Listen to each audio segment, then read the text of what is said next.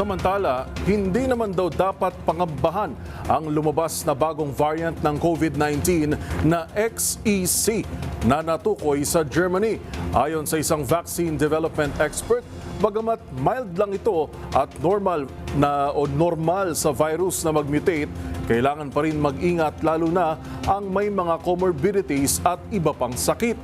Ang buong detalye ihatid sa atin ni Tina Nolasco. Walang dapat ikabahala pero dapat pa ring mag-ingat. Itong sinabi ni DOST Vaccine Development Expert Panel Head Dr. Nina Gloriani kaugnay sa bagong variant ng COVID-19 na XEC na natukoy sa Germany nitong Agosto.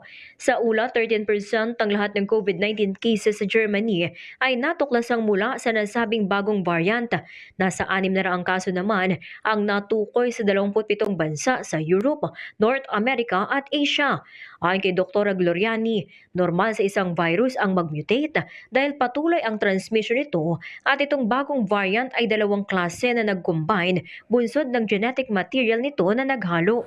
Combinant, dalawang klaseng types or strains na tinatawag na naghalo. Oo, nyari sa isang tao, dalawa yung nakuha niya. So, nagre-recombine. Meron din ganong property ang mga viruses. Yung genetic material nila, yung mga DNA nila naghahalo. Kaya ito, dalawang klase pa siya. Gayunman, paalala ni Gloriani, kahit mild lang ang XEC variant, dapat pa ring mag-ingat lalo na ang mga may comorbidity o may iba pang sakit.